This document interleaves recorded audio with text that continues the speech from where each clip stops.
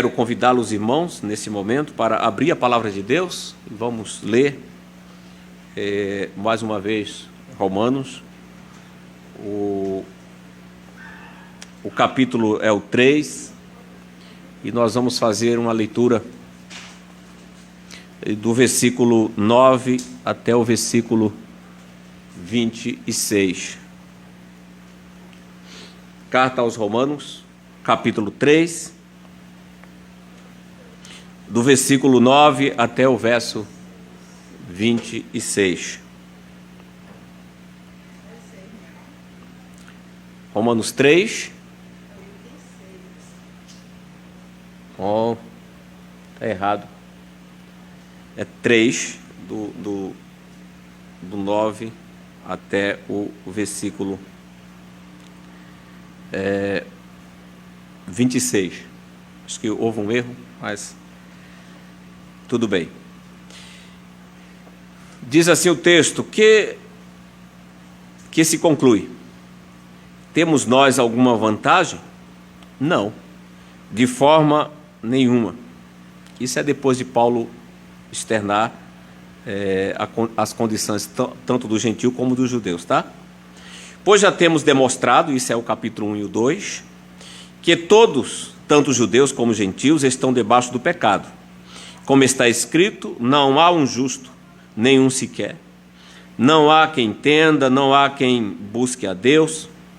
Todos se desviaram e juntamente se tornaram inúteis.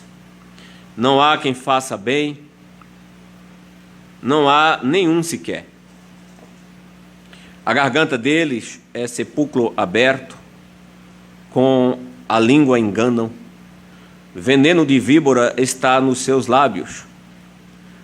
A boca eles a têm cheia de maldição e amargura. Os seus pés são velozes para derramar sangue. Nos seus caminhos há destruição e miséria. Eles não conhecem o caminho da paz. Não há temor de Deus diante dos seus olhos. Sabemos que tudo o que a lei diz é dito aos que vivem sobre a lei, para que toda boca se cale e todo mundo seja culpável diante de Deus. Porque ninguém será justificado diante de Deus por obra da lei, pois pela lei vem o pleno conhecimento do pecado. Mas agora, sem lei, a justiça de Deus se manifestou, sendo testemunhada pela lei e pelos profetas. É a justiça de Deus mediante a fé em Jesus Cristo para todos e sobre todos os que creem. Porque não há distinção, pois todos pecaram e carecem da glória de Deus. Sendo, pois, justificado gratuitamente por sua graça, mediante a redenção que há em Cristo Jesus, a quem Deus apresentou como propiciação no seu sangue, mediante a fé.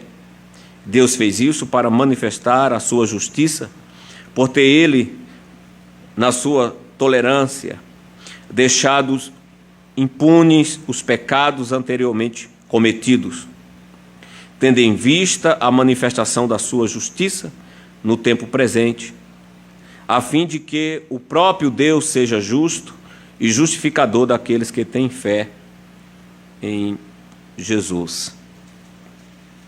Até aqui, amados irmãos. Então, todos aqui têm consciência que durante cerca de quase 2 anos nós ministramos pregações no livro de Romanos, fazendo exposições dos textos de Romanos. Porém, hoje eu quero pregar mais um sermão em Romanos, mas hoje nós pregaremos uma mensagem temática. E o tema dessa pregação hoje é a graça de Deus. E o que eu quero enfatizar nesta noite é exatamente isso. O que é a graça de Deus? É tentar mostrar a você se realmente você compreende o que é a graça de Deus. Se você entende o conceito da graça de Deus. E é o que nós tentaremos falar aqui esta noite. Eu sei que muito se fala sobre a graça. Somos salvos pela graça. E essa é a mensagem do Evangelho, esta é a mensagem também de Romanos, que nós somos salvos pela graça. Mas a questão é, o que é a graça? Você sabe o que é a graça de Deus? Amados, suponha que você... Deixa eu ilustrar isso aqui, para tentar explicar melhor para os irmãos. Suponha que você tenha um filho de 6 anos. E esse seu filho de 6 anos, ele é a alegria na sua casa. Mas suponha também que esse seu filho, a quem tem lhe trazido tanta alegria, tanto deleite na vida, esse seu filho seja cruelmente assassinado. Imagine isso. Que atitude você teria em relação ao assassino que matou seu filho cruelmente ou covardemente?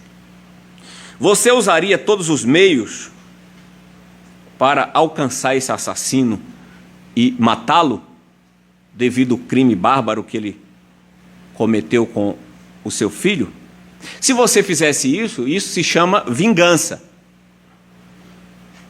Porém, se você se contentasse em sentar, aguardar que as autoridades civis o prendesse, julgasse e o condenasse, isso seria justiça. Você diria, foi feito justiça. Alguém diria, foi feito justiça.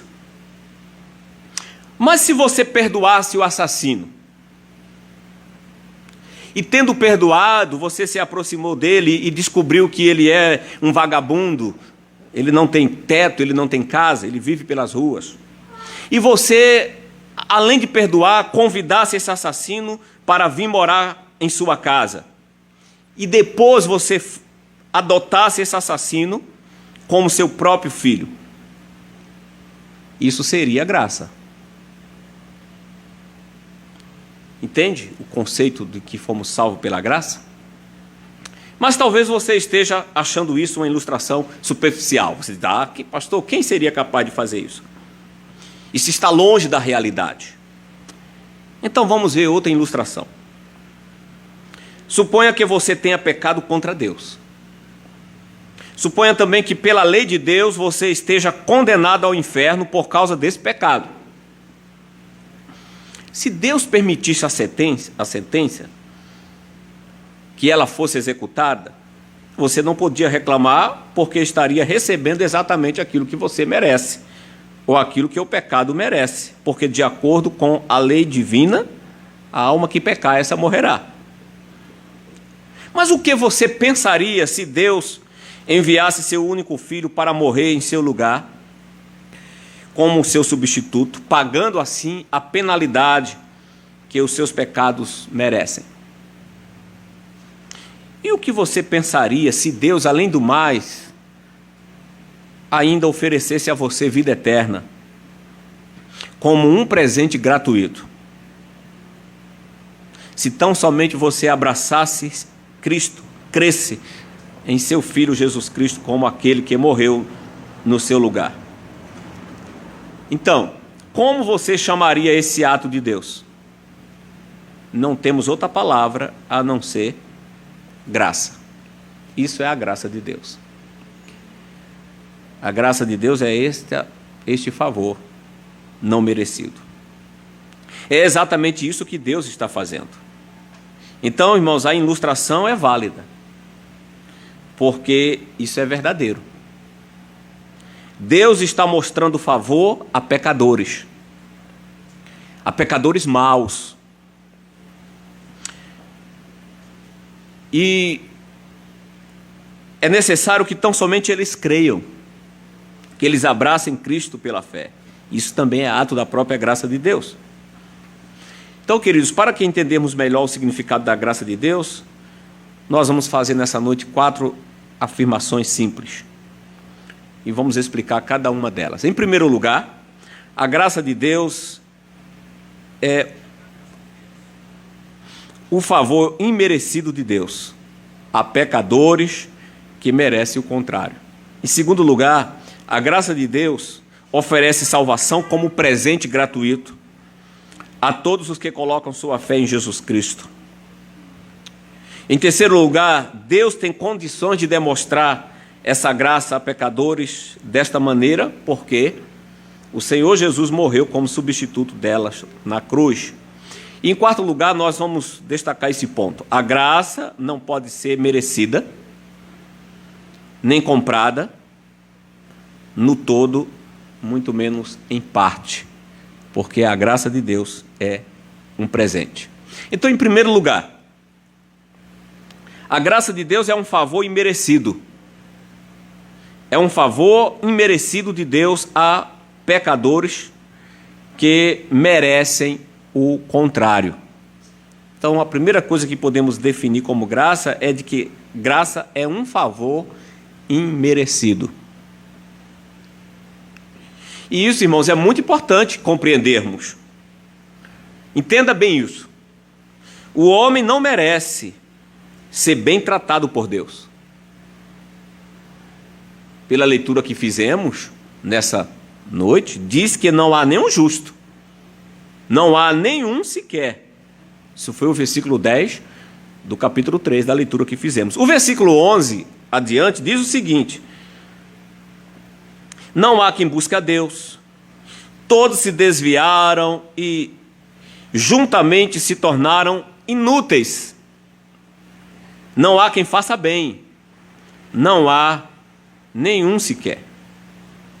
Se você continuar lendo os versos adiante, é que você vai ver o estado do homem tornando-se cada vez mais deplorável. Então, desse modo, não há nada no homem que obrigue Deus a ser amável com ele.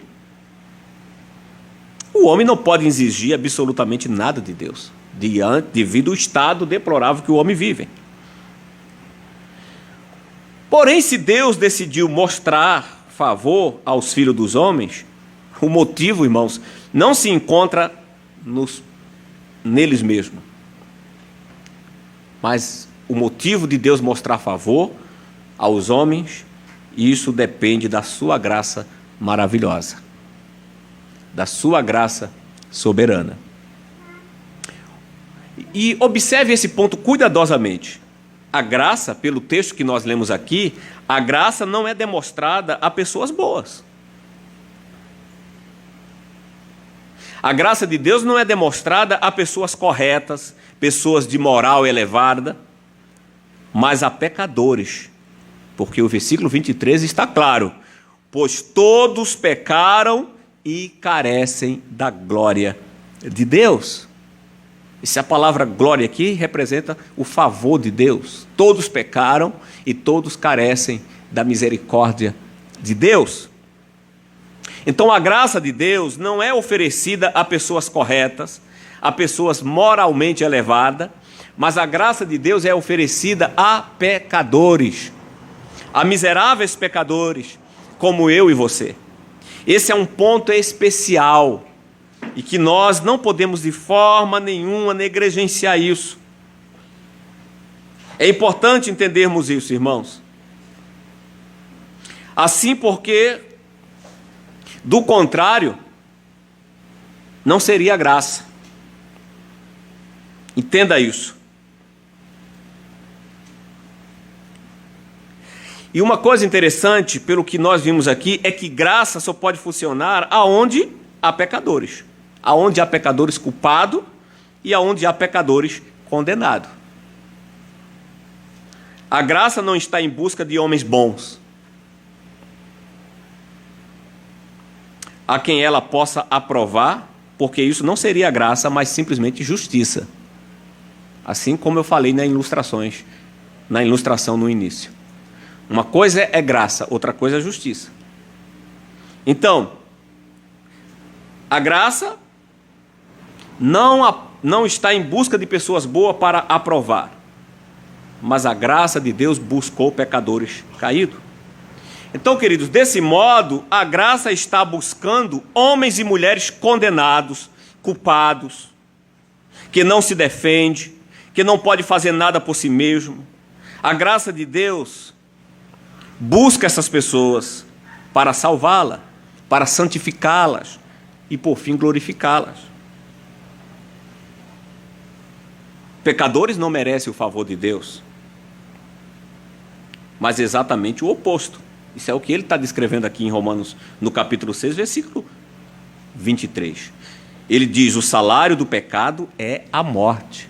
Para se contrapor a isso é que ele vai dizer, porém, né, a graça de Deus é quem alcança esses pecadores. Mas o dom gratuito de Deus é a vida eterna, para se opor a exatamente o que é aquilo que o pecador merece. Então, queridos, de acordo com todas as regras da justiça divina, um pecador deveria morrer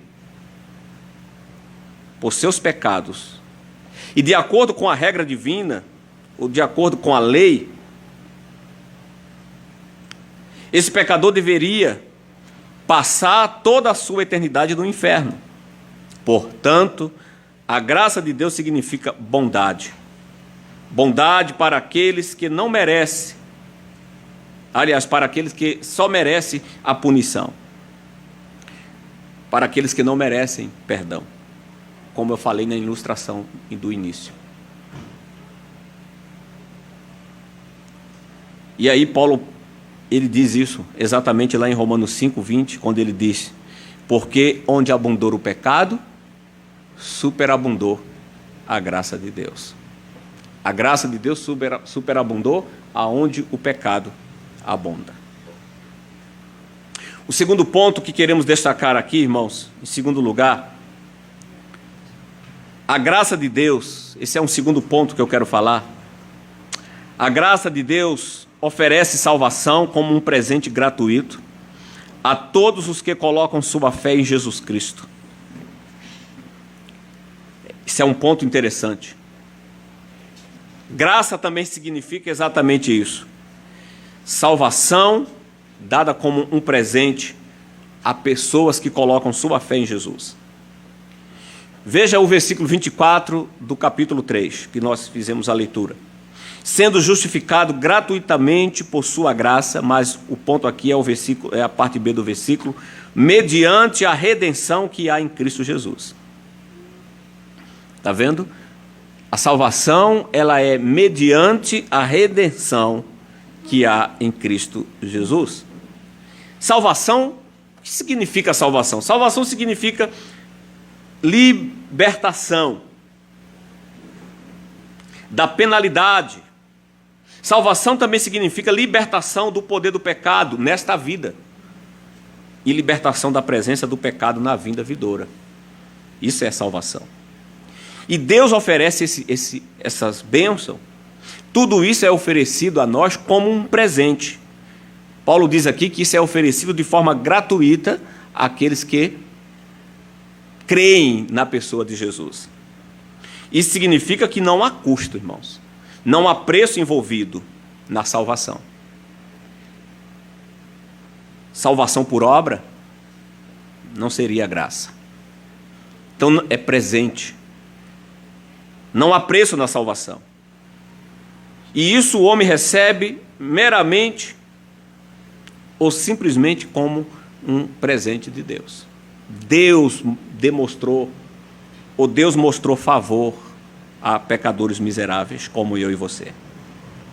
E a questão é, para receber esse maravilhoso presente da graça de Deus, a pessoa precisa simplesmente fazer o quê? Abraçar Cristo, crer em Jesus Cristo. Esse abraçar Cristo é verdadeira fé. Abraçar Cristo significa seguir Jesus como seu único e eterno Salvador. Crer com todo o coração que salvação provém da graça de Deus pelo sacrifício de Cristo. Então, seguir Cristo é tudo que é exigido. E isso é pura graça. É abraçar Cristo como substituto, como aquele que pagou o preço por nós. Crer em Jesus significa entregar todo o seu bem-estar. entregar-se de corpo e alma ao Senhor, crendo que Jesus morreu no Calvário para lhe purificar de todos os seus pecados. Então a pessoa, ela faz isso, ela aceita. O presente foi oferecido. É exatamente isso. O Espírito Santo opera em nós esse ato de estendermos as mãos para receber. É tudo, nada mais. Aceitar Cristo como o único caminho da salvação. Isso é o que foi proporcionado a nós. Não há outro caminho. Não tem outro meio do homem se salvar. Mas eu fazendo boas obras, eu ajudando as pessoas, eu invocando a santos falecidos, pessoas que foram maravilhosas aqui. Não funciona. O único caminho da salvação que Deus proporcionou ao homem é o sacrifício de Cristo na cruz. A pessoa é salva pela graça de Deus. Não tem outro mérito, outro meio. E exatamente isso, o terceiro ponto que eu quero destacar aqui. Deus tem condições de demonstrar graça a pecadores, desta maneira porque Jesus morreu como substituto deles na cruz do Calvário. Porque alguém pode achar, mas isso não é fácil demais? Não é bem assim. Observe os versículos 25 e 26 do capítulo 3 de Romanos. Diz o versículo 25, depois que ele falar que é por meio da redenção que há em Cristo. Ele diz, a quem Deus apresentou como propiciação no seu sangue, mediante a fé. Deus fez isso para manifestar a sua justiça, por ter ele, na sua tolerância, deixado impune os pecados anteriormente cometidos. Então vamos entender isso. Salvação, como vimos, é dom de Deus, é favor, primeiro ponto. Salvação é favor a pecadores que não merecem.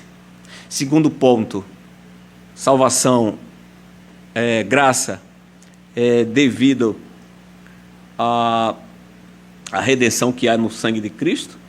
E em terceiro lugar, nós podemos ver que Deus exerce isso por sua justiça. Então, não seria justo, irmãos, da parte de Deus, não tomar conhecimento do pecado do homem. Porque, nesse caso, Deus seria injusto.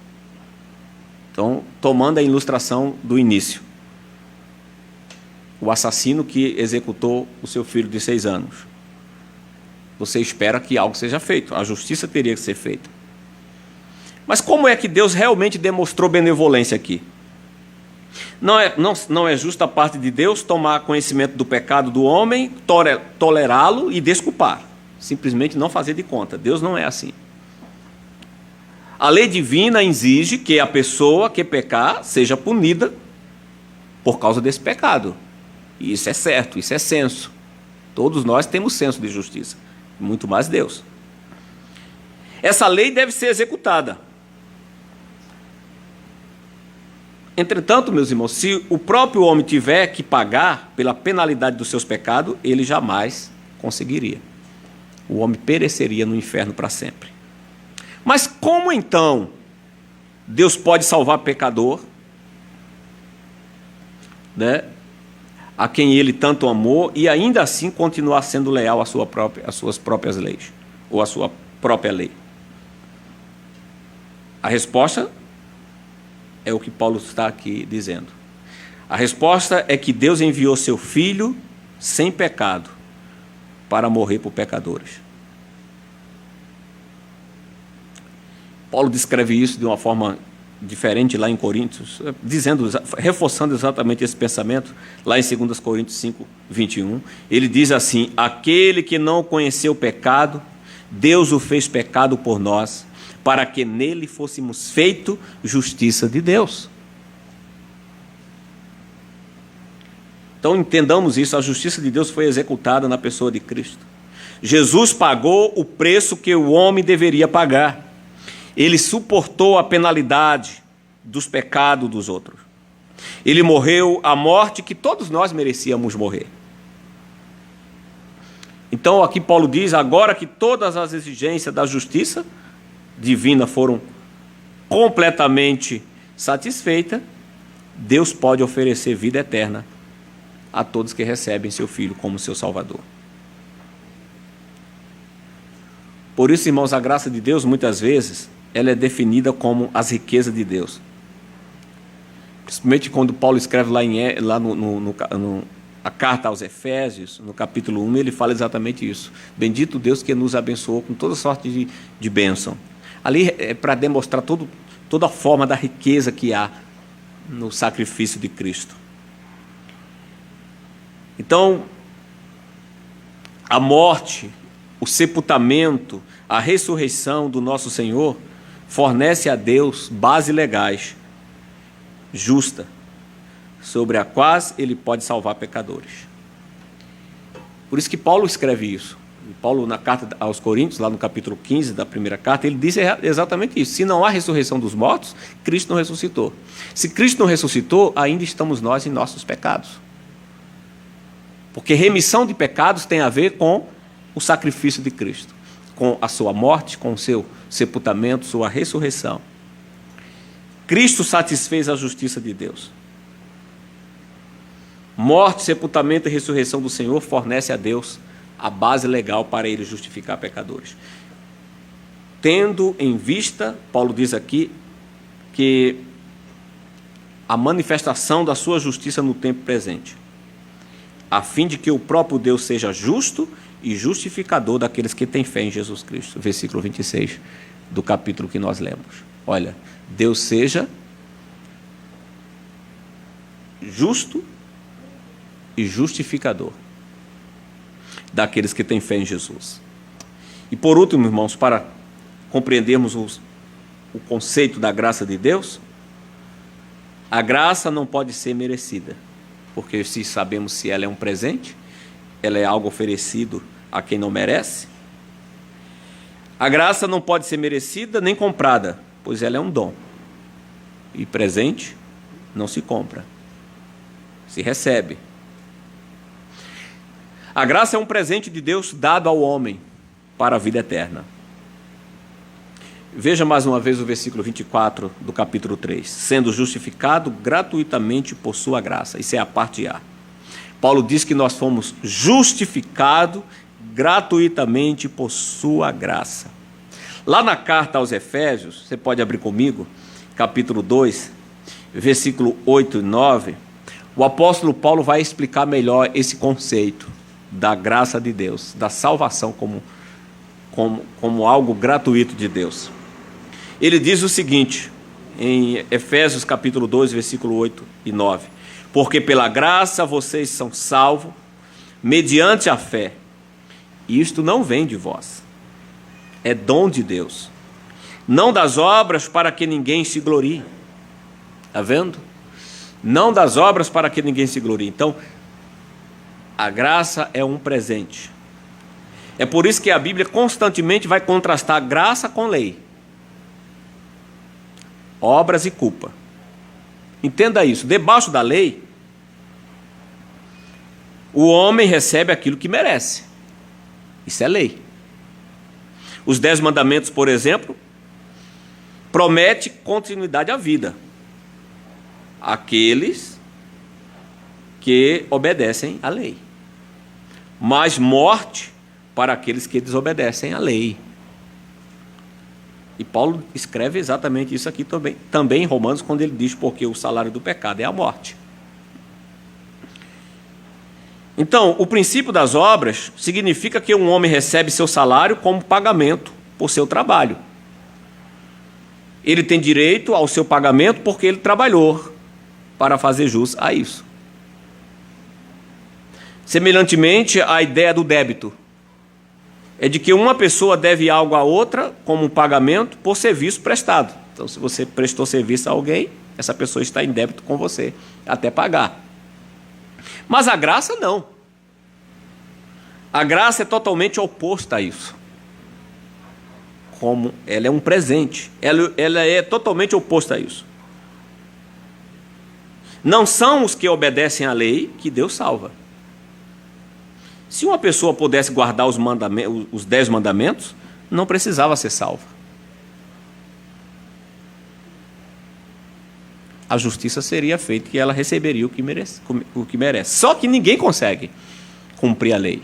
Todos nós somos transgressores da lei de Deus. E todos nós merecemos o castigo. E a graça de Deus é o oposto a isso. Deus ofereceu, no lugar do castigo, perdão a todos nós. Então entenda bem isso. A graça de Deus salva aquelas pessoas que quebram a lei. E que por isso elas estão em perigo. Elas estão à beira do abismo, estão para ir para o inferno, porque o salário do pecado é a morte. Paulo diz isso.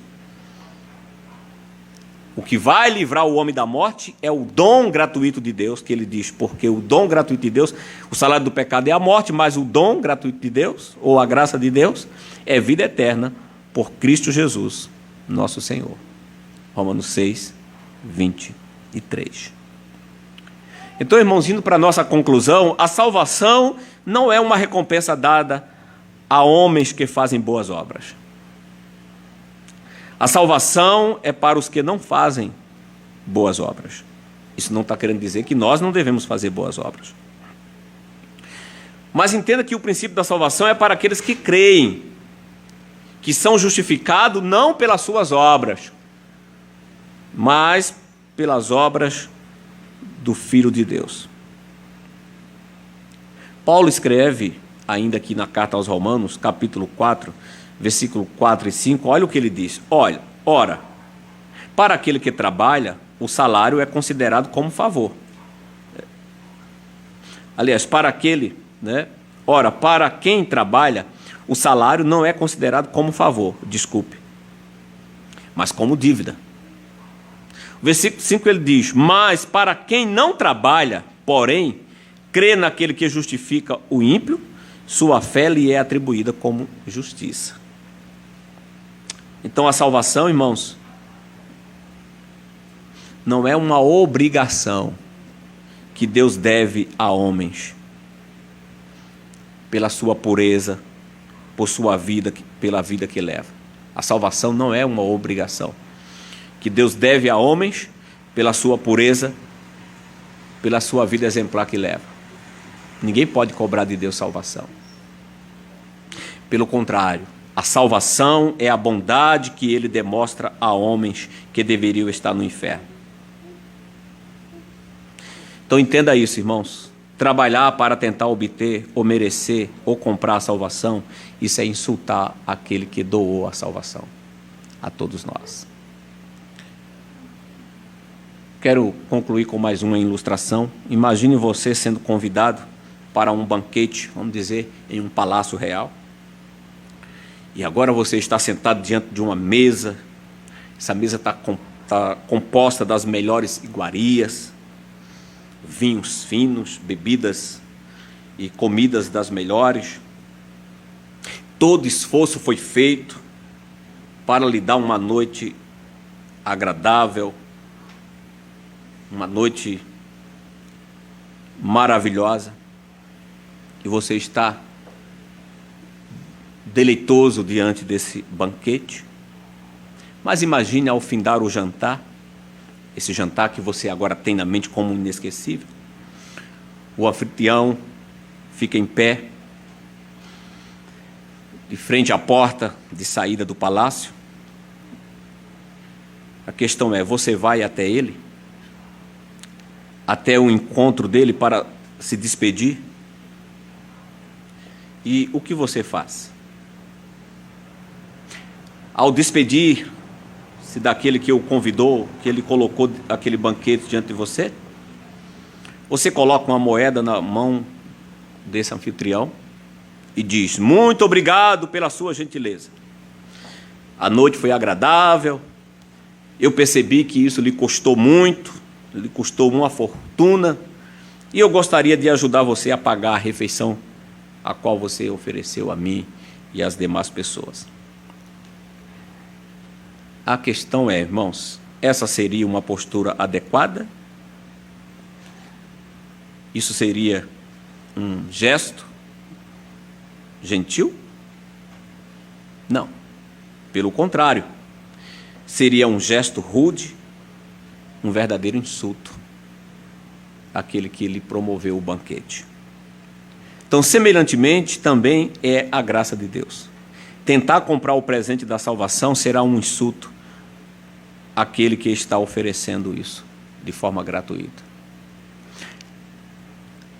Pela manhã pregávamos sobre essa questão, esses dois caminhos que ainda existem. Caminho das obras e caminho da graça. Até hoje existem pessoas assim. Ah, não, Deus fez a parte dele, mas você também tem que se esforçar. Você tem que fazer a sua parte. Deus fez 70%, Deus fez 90%, você tem que fazer 10% se você quiser entrar no céu. E isso é um perigo. Porque isso é nos levar ao legalismo. Isso é insulto àquele que dele depende toda a vida. Salvação tem a ver com Deus. Vem do alto. É dele. Esse presente não tem preço. No momento em que se acrescenta termos ou condições, a graça deixa de ser graça. E Paulo escreve exatamente isso lá no capítulo 11 desse livro. Capítulo 11, verso 6. Ele diz: e se é pela graça, já não é pelas obras. Do contrário, a graça já não é graça. Então a salvação é pela graça, tão somente pela graça. Desse modo, irmãos, nós não temos outra coisa a fazer a não ser humildemente bendizer a Deus. Isso é o que a gente faz aqui cada domingo. Nos reunimos para bendizer a Deus. Nos reunimos para glorificar Cristo. Pelo seu perfeito sacrifício, entenda, pelo seu perfeito sacrifício, que foi feito para nos remir da condenação. E toda a nossa vida agora, toda a nossa vida cristã agora, deve ser ato de gratidão. Simplesmente isso. Ato de gratidão. Deus chama você para isso, para ser mais grato no cotidiano, demonstrar amor às pessoas, gentilezas às pessoas. Não tentando com isso comprar salvação ou perdão, ou acreditando assim, quando eu chegar lá, pelo menos Deus vai me dar um bom lugar porque eu fiz coisas boas aqui. Não. Mas fazer isso por consciência de que você foi presenteado com o grande presente da salvação, o perdão dos seus pecados. Então não nos resta outra coisa, irmãos, a não ser isso. A não ser bendizermos a Deus por sua infinita graça. Como fez Paulo, ao escrever também a sua carta aos Efésios. E eu quero finalizar com esse texto. Efésios capítulo 1. Eu quero ler esse texto. Efésios 1, 3 e 7. Simplesmente só ler como uma forma de afirmar isso que acabamos de falar nessa noite. Ele diz assim: Bendito seja Deus e Pai de nosso Senhor Jesus Cristo, que nos abençoou com todas as bênçãos espirituais nas regiões celestiais, veja, em Cristo. Antes da fundação do mundo, Deus nos escolheu nele para sermos santos, irrepreensíveis diante dele. Sendo miseráveis pecadores, Deus nos perdoou de tal forma que agora nos tornou em pessoas irrepreensíveis. Deus nos trata como se nunca tivéssemos ofendido a ele. Isso é a graça de Deus. Isso é o favor de Deus. Para sermos irrepreensíveis diante dele. Hoje, quando nos achegamos hoje na presença de Deus, Deus nos vê como pessoas irrepreensíveis, em quem não há culpa, em quem não há pecados. E isso ele fez, Paulo diz aqui, em amor. Porque em seu amor e em sua graça, ele nos predestinou para ele, para sermos adotados como seus filhos, por meio de Jesus Cristo, segundo o propósito de sua vontade, para o louvor da glória de sua graça, que ele nos concedeu gratuitamente no amado. E aí Paulo diz no versículo 7, nele temos redenção, pelo seu sangue, a remissão dos pecados, segundo a riqueza da sua graça. Amém. Este é o evangelho que devemos crer. Deus abençoe a todos nós.